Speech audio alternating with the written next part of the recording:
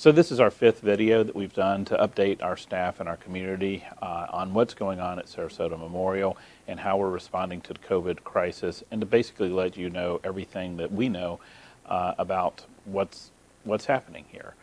We hope you find this information useful. We hope that you're letting us know topics that you may want to have come up in the future because we're really responding to your questions throughout this.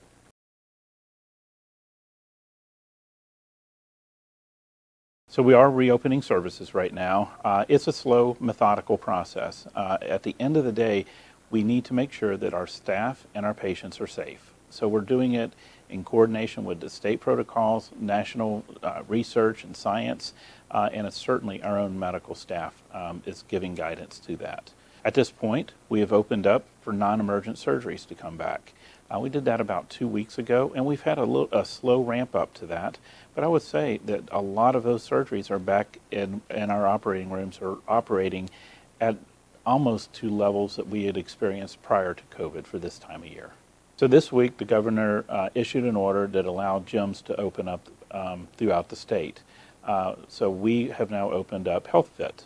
Now I will tell you, it's still got a lot of social distancing going on there, a lot of cleaning, a lot of wipe down of everything, because once again, we want to make sure that our patients and our staff are safe at all times.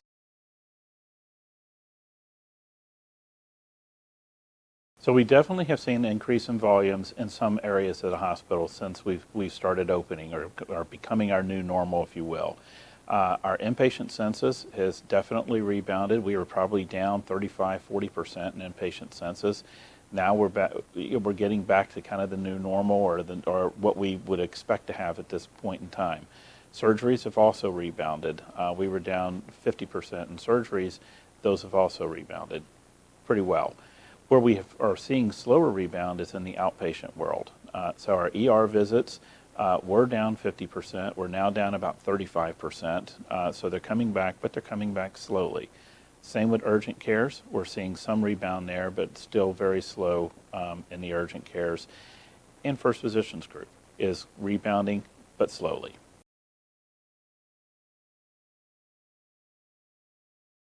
One of the most difficult things to do during this process was recognize the dramatic decrease in volume that we had really in the second half of March and throughout the month of April. We had to make some very difficult decisions to make sure that we could pay our bills at the end of the day. One of those was that we had ended up furloughing a number of employees in this organization. I am happy to report that we have been able to bring back about 50% of those employees as of today. We are working hard to get everyone back. We won't rest until that happens.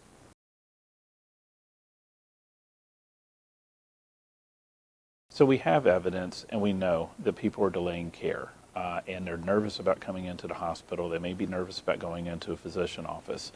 We really want people to take care of themselves. So nationally, locally, and regionally, we hear stories about people who are having heart issues or having stroke issues and not coming to the hospital. This hospital is a very, very safe place to be. We encourage you to come in if you're having stroke symptoms, if you're having heart issues. Don't delay. You could cause yourself irreparable harm where you can't recover.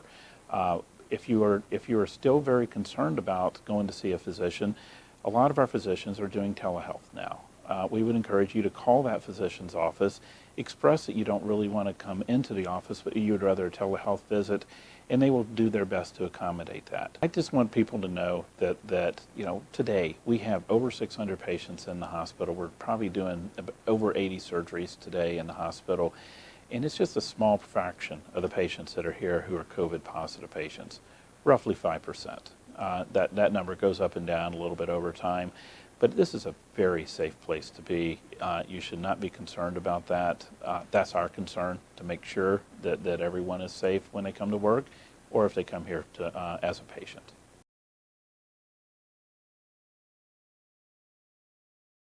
So I get asked questions about what's going on with construction. Obviously, we have a very robust strategic plan that we have rolled out over a number of years now, and it goes on to a number of years into the future.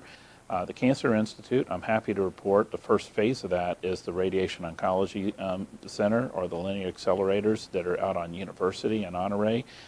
Those are slated to open August 3rd. We already have that staffed up. We have everything ready to go, and we're looking forward to seeing patients. So it's been zero delay in that. The phase 2, which is the main tower on the campus, we've done nothing but move forward at warp speed on that as well. So we are continuing to do that. We are still on time and on budget, and look forward to opening in the fourth quarter 2021. Venice Hospital, another very exciting project, is continuing. We've not taken our foot off the gas on that one either. That is still on time and on budget. This pandemic will end, and people will be back to normal, and we're going to need hospital and quality care down in South County. We're going to need this cancer center open. The same reasons we started these projects still exist today, and people need to be taken care of, and we're going to be here for them now and into the future.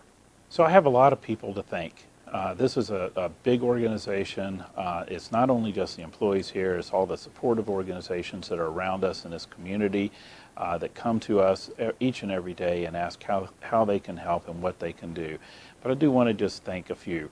Our staff has been amazing. The staff that comes to this hospital each and every day to take care of the sickest of the sick patients, to take care of people who need our help, and put their own lives on hold to be able to do that. We owe you a debt of gratitude that we can never repay. So thank you to all of our staff in whatever capacity you serve here. We've also had local organizations all over the place continue to call up here and ask how they can help. They bring food for our staff. They do all kinds of things. They recognize us. They've painted murals downtown in Sarasota, thanking the staff and the first responders. You have no idea how much that means to people. We appreciate everything you do. Our foundation has stood up in ways that I never knew was possible. They helped with our employees who were furloughed. They helped with our equipment needs in a very, very quick way. We had donors stepping up that we've never met before to donate for those kind of causes.